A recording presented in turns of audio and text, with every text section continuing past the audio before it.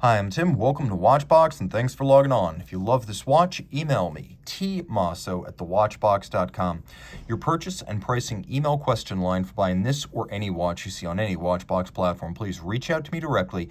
Email tmosso@thewatchbox.com for pricing. Today, we are discussing the reborn Omega Speedmaster Professional Moonwatch. This is the latest, caliber 3861, 42 millimeters in stainless steel. It's actually thinner than you might expect, as it's only 13.6 millimeters thick and a very wearable 47.1 millimeters from lug tip to lug tip with a 20 millimeter spacing between the lugs. This is the sapphire sandwich, both dial and case back, and you can see being narrow across the wrist. This is a watch that wears more easily on a small wrist when it is mounted on a strap as opposed to the full bracelet. I could recommend this watch for a wrist as small as 14 centimeters circumference. It'll fit underneath jacket cuffs, just not the tightest of dress sleeves.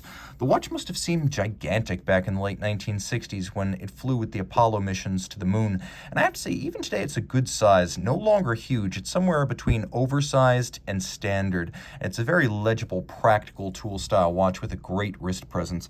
We have a calfskin strap in black with a folded edge and a monotone stitch, and it is black calfskin on both sides. And you can see this is a brand new Omega factory strap. We have a Omega deploying clasp, a ubiquitous design. It's been around for almost 20 years, but it's a good one, and that's why it's lasted. It has a decorative combination of polish and satin. It opens with the press of twin triggers, so it can't pop open accidentally. You have to press both triggers. It's a little system that allows you to run the strap into the clasp. So what happens right there is that it tucks the excess length under the clasp in the strap, so it's not visible externally, and there's no minder loops on the strap. Taking a quick look at the case.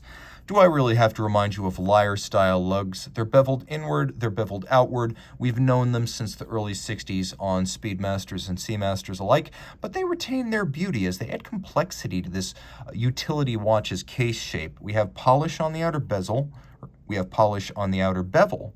We have satination on the flank of the case, and it makes for a nice contrast. All of the crowns as well as the pushers polished, and you can see that the underside of the bezel, it has a polished lip, but then inboard it's satinated. There's a surprising complexity to the finish of the Moonwatch.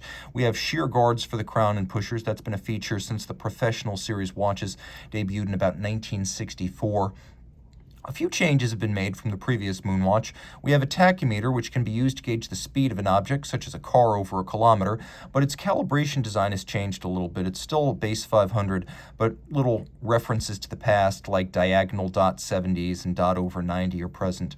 The watch was inspired for its redesign by the 10512 that actually flew to the moon and became the first Omega on the moon. So it's a little bit more of a nostalgic Moonwatch look, but it's very subtle. We have little inserted slivers of lume acting as the hour indices. We have a matte dial in black. We have an applied Omega logo. When you see the applique Omega logo now, it used to mean a column wheel movement. Now it means a sapphire sandwich.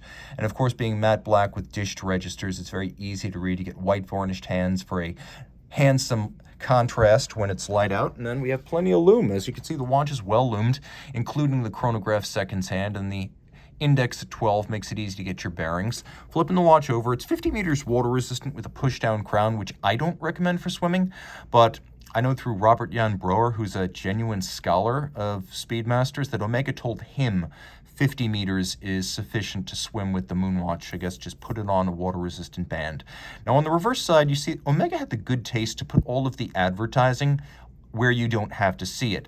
So the first watch worn on the moon, coaxial master chronometer, all of that, Rolex style, could have been printed like a tome on the dial. Instead, they maintained the iconic visage, and it's on the reverse side. Caliber 3861 debuted in 2019 on the 50th anniversary Apollo 11 Moonwatch, and then 2 years later made its way across the line, and it's general now, with one standard of finish for both display caseback and closed caseback movements. There are a lot of upgrades. It's a manual wind with a 50-hour power reserve, a 21,600 vibration per hour beat rate. It's now free sprung. It is a master chronometer. It is a coaxial. which means the George Daniels direct and indirect impulse tangential contact escapement is now present and correct. It's free sprung. It has an anti-magnetic silicon hairspring. It is still based on the Lemania 1873 Bausch, so that authenticity and heritage remains intact, and it remains a cam-operated and lateral clutch chronograph. And by the way, the feel of the cam on a modern Moonwatch, as good as any column wheel. Don't look askance to this because it isn't the caliber 321. In my experience, the pusher feel between the two is indistinguishable. It's now a 26 jewel movement rather than 18. There have been many changes across the board, and while it is mechanically finished, it is mechanically finished to a very high standard.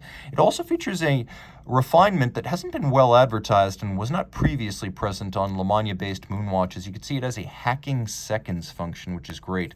So, highly water-resistant, shock-resistant, anti-magnetic, and true to its history. This is one of the all-time greats. This is the Omega to buy if you're just going to buy one.